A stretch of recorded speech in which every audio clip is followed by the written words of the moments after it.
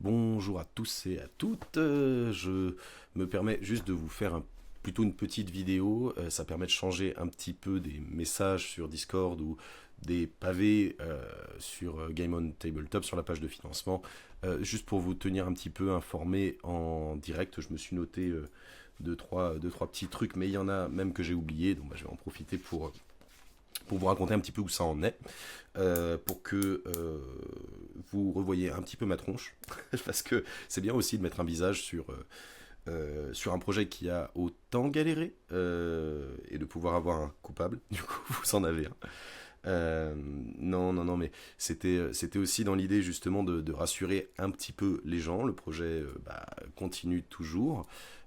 Évidemment, même si c'est compliqué. Ça, je pense que tout le monde a compris que c'était compliqué. Euh, mais bref, du coup, je vais me permettre cette petite vidéo parce que déjà, je sais pas si vous voyez, mais d'un point de vue matériel par rapport aux interviews, il y a eu une petite amélioration, je crois. Euh, Parce que c'était un peu gênant, on va dire, avec les études de cinéma que j'ai fait, d'avoir un matos aussi éclaté au sol, il faut le dire, éclaté au sol. Bref, ça, c'est pas très intéressant pour ce qui nous concerne. Donc, bienvenue dans la première FAQ du ZIF, des éditions du ZIF. Je ne sais pas du tout encore comment ça va se faire, ni comment ça va se monter. Mais bonjour. Et je suis pas youtubeur ou streamer ou peu importe, mais du coup on va essayer de faire quand même. Très bien, donc on va commencer par ce qui je pense intéresse 50 milliards de personnes. Je suis très vaniteux là-dessus. Non, ce qui intéresse la majorité des gens, je pense que ça va être l'histoire des livraisons de Rafale. Pourquoi ça prend du retard, pourquoi j'ai pas encore été livré par exemple, que certains d'entre vous peuvent avoir. Voilà. Donc au niveau des livraisons, c'est en cours, ça a déjà commencé. J'ai commencé par les personnes qui, dans le sondage que j'avais envoyé par mail au moment de la livraison des PDF, m'avaient indiqué qu'elles souhaitaient être livrées le plus tôt possible sans les carnets, parce que les carnets c'est une autre histoire, on y reviendra. Je me suis noté pour plus tard. Mais les carnets, c'est une galère une belle galère. On n'a pas de nom. Qu'est-ce que je veux dire? Donc les livraisons sont pour l'instant prennent un peu de temps. Elles sont en cours. Hein. Là pour l'instant, je suis en train d'essayer de me débrouiller avec la poste pour tout ce qui concerne les livraisons à l'étranger, et donc qui doivent passer par le système des douanes. Et on s'éclate. Non mais comme c'est que des livres, ça devrait le faire, mais c'est surtout une question de passer un certain poids. Enfin, comme c'est pas des lettres, c'est tout de suite un peu plus compliqué. Bref, là, j'ai une solution. Donc, si c'est pas dès demain, en tout cas les cartons sont prêts. Je pourrais vous les montrer, mais bref, c'est pas l'objet de la vidéo. Donc, il y a plein de cartons qui sont déjà faits. Il y a juste à marquer concrètement, il y a juste à se rendre à la poste et à payer l'envoi.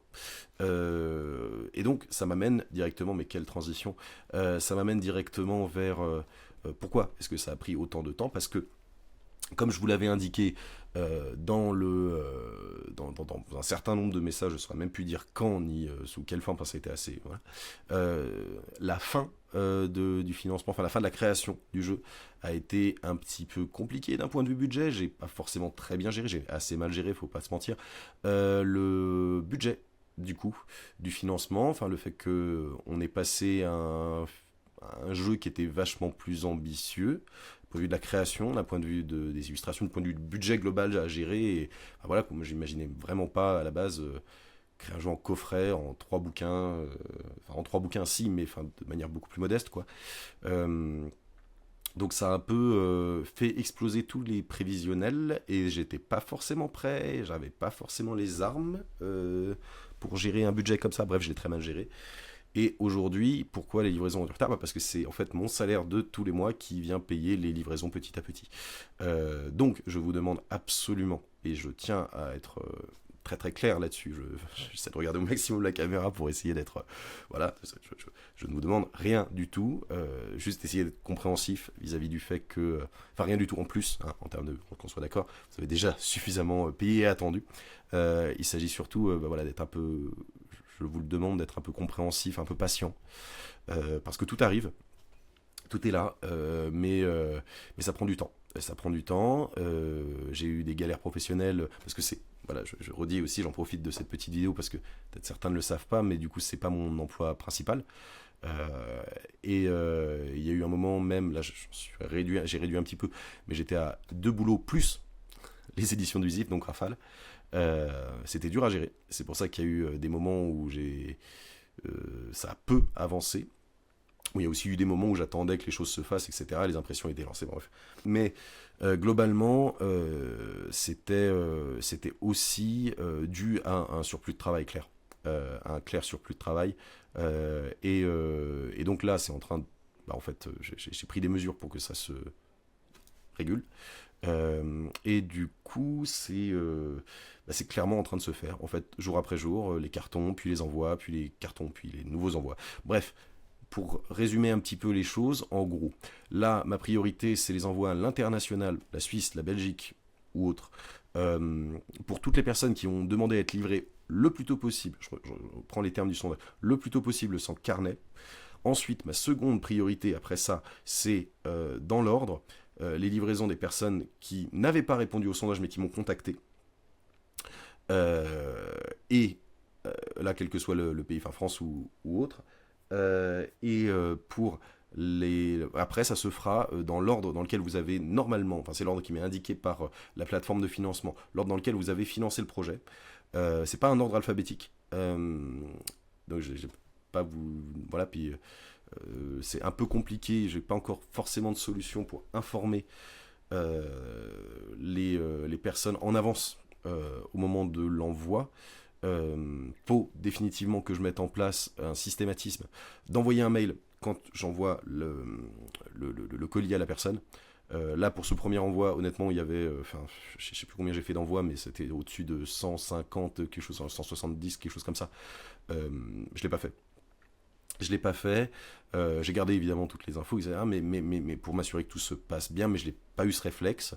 D'autant que je pense que vous l'aviez remarqué pendant les communications de masse par mail, j'étais pas très habitué, petite gaffe. Bref, voilà pour ce qui concerne les livraisons. Je crois que j'ai fait le tour de ce que je m'étais noté. À côté de ça, du coup j'aimerais passer à un autre sujet. Du coup ça va être le sujet des carnets. Le sujet des carnets, sujet assez épineux. Pour moi en tout cas, dans le sens où les carnets ont d'abord été envisagés avec Block, je ne sais pas si on prononce le S, bref, entreprise anglaise ou pas, qui m'a fait croire, espérer pendant trop longtemps, très longtemps, je crois qu'on était à 3 ou 4 devis, des fois où ils donnaient des signes de vie, des fois pas, des fois... je ne voyais pas sur l'instant beaucoup d'alternatives pour proposer des carnets de bonne qualité sur mesure avec les conditions que j'avais, c'est-à-dire de ne pas être d'être en gros sur un effet cuir un peu ancien pour donner cette espèce d'effet hors du contrevent et qui soit personnalisable. Je ne voyais pas vraiment d'autres entreprises, d'autres concurrents à cette entreprise-là. Du coup, j'ai eu du mal. Je me suis tourné pour l'instant vers la solution que j'envisage en ce moment. Je suis en train de les contacter, mais ils ne répondent pas, ce qui me stresse un petit peu aussi. C'est Paper Blanks, j'espère que je ne me trompe pas. Entreprise, je crois, irlandaise, qui est surtout connue pour, je ne sais pas si vous voyez dans les librairies, il y a assez souvent de beaux agendas, vous voyez ce genre de choses un peu façon livre ancien, copie de couverture, de reliure ancienne. Et donc ce sont généralement assez souvent quand même des agendas, des carnets de la marque Paper Blanks. Et j'ai vu qu'ils avaient une possibilité pour fabriquer des carnets sur mesure, un certain nombre de propositions de carnets qui étaient personnalisables. Et donc il y en avait certains qui pouvaient faire office d'eux. Pour l'instant, toujours pas de réponse de leur part, malgré 2 demandes de devis et des appels. Mais bon, c'est comme ça. Je vous tiens évidemment au courant. Et ma foi, si vous avez des plans pour d'autres entreprises, je prends aussi. Maintenant, écoutez, je vais parler de Foundry. Foundry, la possibilité sur Foundry VTT, en fait, le système de jeu qui va être dispo sur la plateforme de table de jeu virtuelle.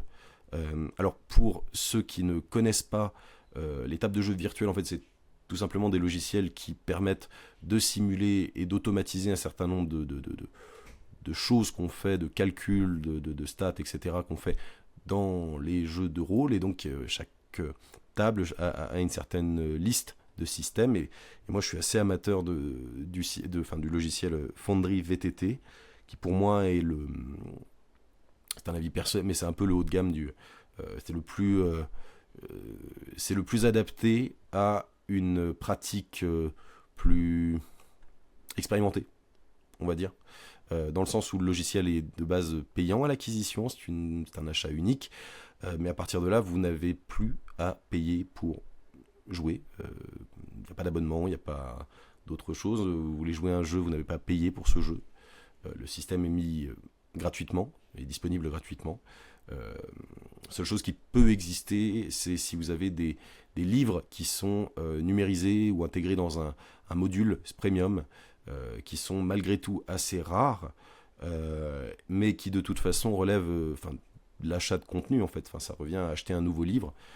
Là où en fait un système de jeu, si vous ne comprenez pas les règles, si vous ne les avez pas, c'est très bien de vous donner toutes les cartes en main pour l'utiliser, mais si vous n'avez pas notamment les règles, même si on vous mettait face à une table automatisée de Donjons et Dragons, si vous n'aviez jamais joué à Donjons et Dragons, il me semble que c'est un peu compliqué quand même. Donc c'est un peu sur ce principe-là que se base Foundry. Et qu'à titre personnel, je privilégie. C'est aussi un clin d'œil au fait que le jeu est parti à la base d'un serveur Discord de jeux de rôle à distance, et donc quasi à 100% sur des tables de jeux virtuels, et où Foundry est très très populaire. J'ai bien conscience que ça concerne une niche, mais ça répond quand même à une attente d'une certaine catégorie de rôlistes qui veulent jouer à distance, peut-être sur des serveurs Discord, etc. Et c'est pour pouvoir s'adresser et en même temps pour saluer un petit peu ce public-là, un peu plus niche, mais duquel vient ce jeu, que j'ai tenu quand même à faire voilà, c'était ce palier, voilà, et que du coup on arrive au bout, voilà, pour vous dire, là avec Christophe, on a une première version qui n'est pas tout à fait finie, il manque encore pas mal d'items graphiques, mais au niveau de la mécanique, du code, etc., c'est très très abouti. D'ailleurs, il est trop fort, bravo Christophe. Je sais pas quoi dire, je lui ai dit plein de fois, mais je le redis ici publiquement, bravo, t'es un monstre. Qu'est-ce que je peux dire d'autre, là, que je ne m'étais pas noté, mais c'est évidemment le futur des éditions du ZIF, et surtout de la mise à disposition du jeu, c'est la boutique en ligne, avec notamment la mise en place de la vente des PDF, de la vente de ce que j'ai pu imprimer en plus du financement, ce que j'ai pu imprimer en plus. C'est-à-dire qu'en fait, je sais pas, je vous le dis pour celles et ceux qui ne... moi, je l'ai découvert, par exemple, c'est qu'on ne peut pas, évidemment, imprimer un nombre... il y a un nombre minimal d'impressions. Donc... dans lequel je suis complètement, mais du coup j'en ai encore sur les bras. Autrement, il n'y avait pas du tout eu d'impression en fait, de livres, ce qui aurait été un peu embêtant pour un financement de livres. Et du coup, je me retrouve avec quand même encore un certain surplus, ce qui est tant mieux, ce qui va permettre aux personnes qui n'ont pas participé de pouvoir acheter la version physique, hein.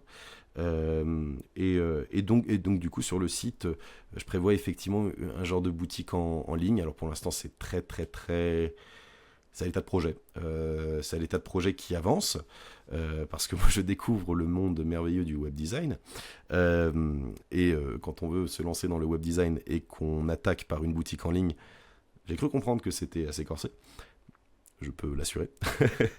Voilà. Donc c'est éventuellement enfin c'est même pas éventuellement, mais c'est une suite qui sera donnée à la distribution de Rafale, donc pour toutes les personnes qui auraient raté le financement et qui chercheraient quand même à jouer au jeu, ce qui me ferait plaisir.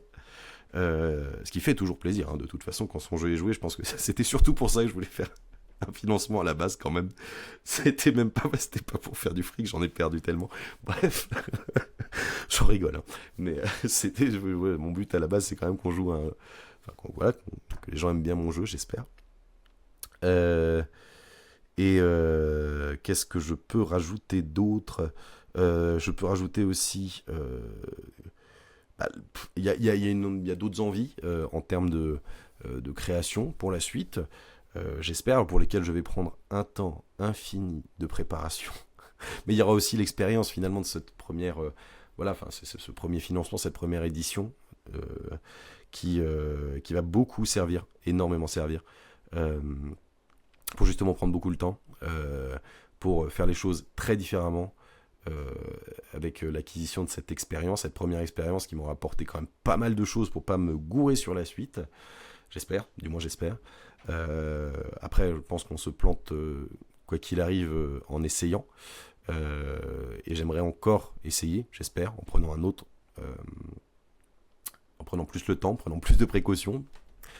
Qu'est-ce que je veux dire? Et du coup, là, ce serait une direction. Alors, je sais même pas encore trop si j'ai envie d'en dire trop. Il s'agirait plutôt de rester sur de l'exploration un petit peu expérimentale de mécanique de jeu, en restant sur cette idée qui est du coup de proposer des expériences de jeu un petit peu différentes.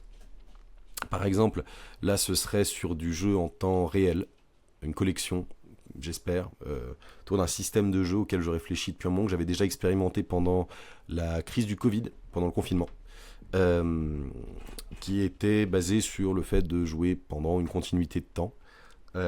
Et donc la collection en fait serait plusieurs setups, plusieurs univers, plusieurs histoires autour de ce système de jeu en temps réel et qui serait pas loin de la Murder Party, ce que je peux en dire pour l'instant. Voilà. Globalement, ce serait aussi l'idée de se tourner vers peut-être, je sais pas si d'autres auteurs, enfin en tout cas d'en contacter et éventuellement de discuter avec eux, enfin d'associations, je sais pas. Pour l'instant, je sais pas du tout si ça peut intéresser du monde, en tout cas, enfin voilà, de s'unir et de mettre en commun les expériences pour faire avancer un petit peu le jeu de rôle indépendant en France, qui pour l'instant existe sans vraiment exister sur le marché. C'est un peu triste de voir qu'en boutique, finalement, on retrouve éternellement les mêmes. On parlerait en jeu vidéo de triple A, D&D, l'appel de Cthulhu, et qu'on a droit de temps en temps à de la création francophone qui fait extrêmement plaisir.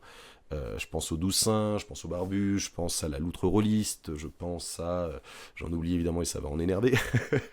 Bon, on n'est pas sur le 20h de TF1, je peux me permettre d'en oublier quelques-uns, mais voilà, il y a de la création francophone qui est monstrueuse, mais qui est plutôt orientée moyen de gamme, en tout cas qui n'a pas la liberté de ton, des fois, de l'indépendant.